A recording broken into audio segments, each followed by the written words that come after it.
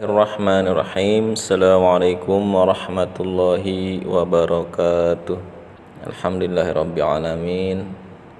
Wassalatu wassalamu ala asyrafil anbiya'i wal mursalin sayyidina wa maulana Muhammadin sallallahu alaihi wasallam wa ala alihi wa ashabihi ajma'in, amma ba'd. Alhamdulillah, gimana kabarnya anak-anak soleh dan soleh kelas 6 di hari ini? Semuanya sehat, semuanya bersemangat. Gimana kabar keluarga? Semoga semuanya dalam keadaan sehat walafiat ya. Kalau ada yang sakit, kita doakan sama-sama semoga lekas disembuhkan.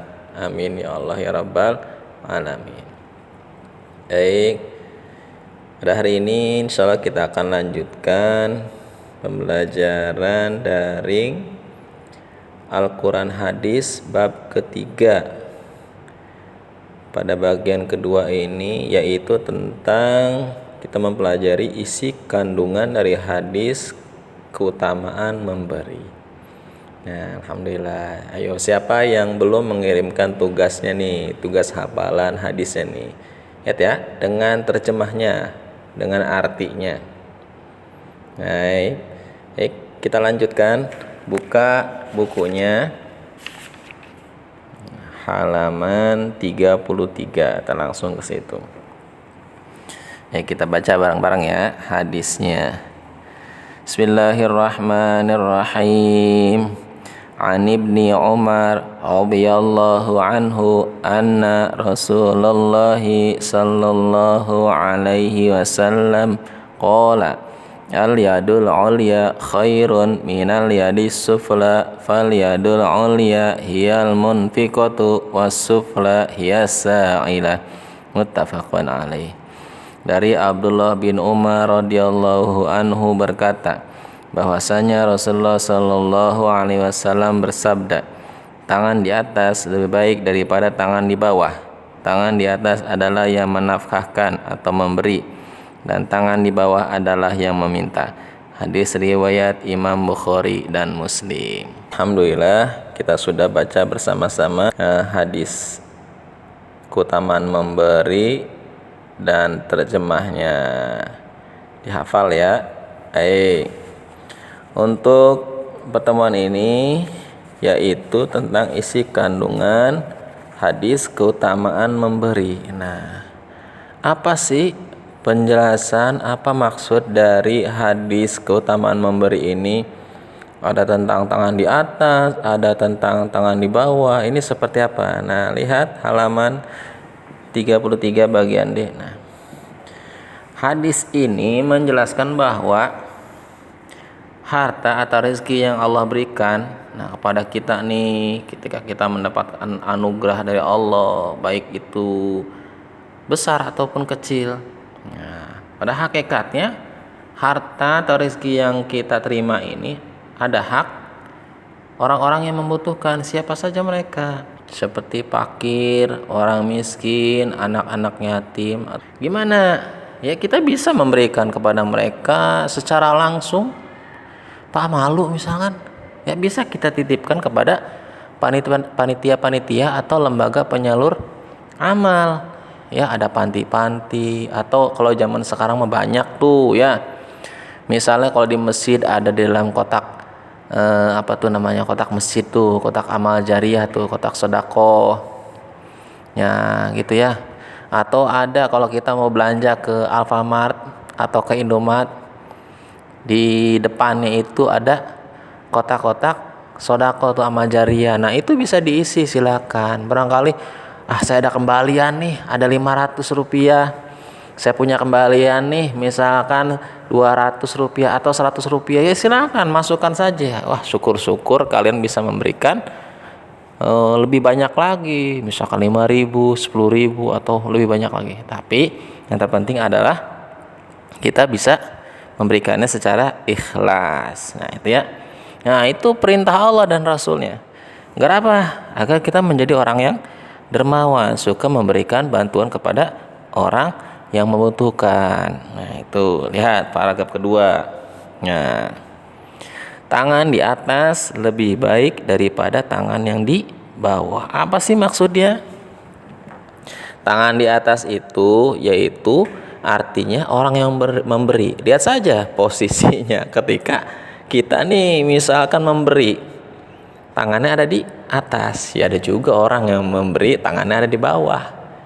Yang memintanya atau yang menerimanya tangannya ada di atas. Tapi ini sebuah perumpamaan dari Rasulullah bahwasanya tangan di atas itu ya tangan orang yang memberi, gitu ya. Dan tangan yang di bawah adalah tangan orang yang meminta atau penerima. Nah, lihat halaman 34. Silakan kalian tandai atau di stabilo. Nabi Muhammad Sallallahu Alaihi Wasallam sangat menyukai orang yang gemar memberi dan tidak menyukai orang yang pelit.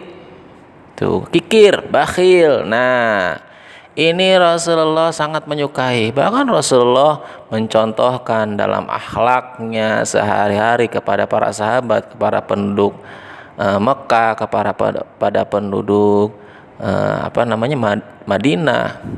Harta yang dia miliki, baik itu banyak ataupun sedikit, nah beliau tetap memberikan sodakohnya kepada orang-orang yang membutuhkan. Bahkan bisa hanya dengan beberapa buah kurma yang beliau miliki, nah beliau tetap memberikan sodakohnya.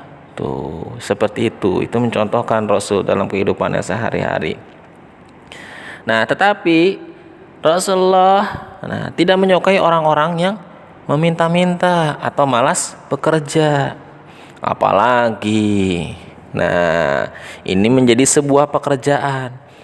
Bajunya pakai baju yang kumal, ya, baju yang kotor, penampilannya kotor, dan meminta-minta kepada setiap orang, padahal dia masih mampu bekerja. Nah, ini Rasulullah tidak menyukai orang-orang yang seperti ini.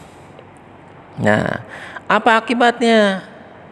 Akibatnya orang yang seperti itu rendah di hadapan orang lain, padahal dia masih mampu, badannya masih segar bugar, kuat untuk bekerja, tetapi dia sudah meminta-minta. Nah, ini perbuatan yang tidak baik. Naudzubillah.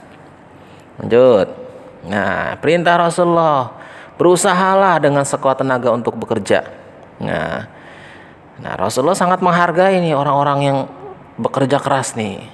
Sangat menyukai dan memuji orang yang mencari nafkah dengan tangannya sendiri daripada orang yang meminta-minta. Karena meminta-minta tidak bagus, ya. Nah, pada hadis al-yadul ulia khairum minal yadi sufla ini, ya, maknanya sangat luas. Apa? Bahwa kita diperintahkan untuk memberi. Tuh, pertama. Dan kita diperintahkan untuk rajin bekerja. Nah, itu bagi orang-orang yang sudah mampu untuk bekerja, gitu ya, seperti orang tua kita.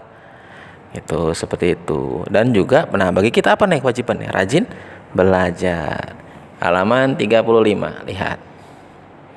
Nah, pertama nih, perintah Rasulullah nih, atau makna dari hadis ini, suka memberi. Nah, perintah dalam agama kita yaitu memberi kepada orang yang membutuhkan, gitu ya. Ini sangat dianjurkan dalam agama kita karena itu merupakan akhlak yang terpuji. Menahan diri, ya, untuk memberi atau membantu siapapun yang membutuhkan, meskipun hanya sedikit bantuan yang bisa kita berikan.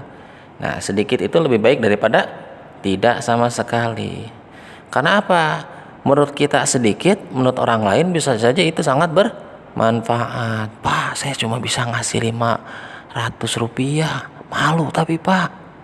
Ya nggak apa-apa, bilang aja maaf saya adanya cuma segini. Pak, masa pengemis yang saya kasih, masa marah saya kasih 500 rupiah?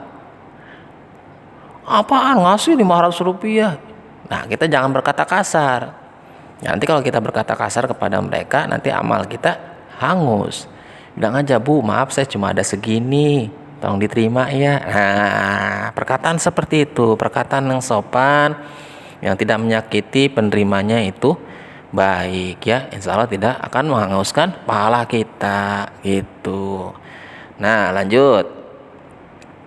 Ada dalam surah Az-Zalzalah ya, itu ayat 7. Bismillahirrahmanirrahim. Faman ya'mal mithqala dzarratin khairan yarah. Nah, kata Allah, barang siapa yang mengerjakan kebaikan seberat atau sebesar biji jaroh. Biji jaroh itu biji apa sih? Ya, kurang lebih seperti biji sawi. Nah, akan ada balasannya kata Allah. Jadi sekalipun kita bersedekah dengan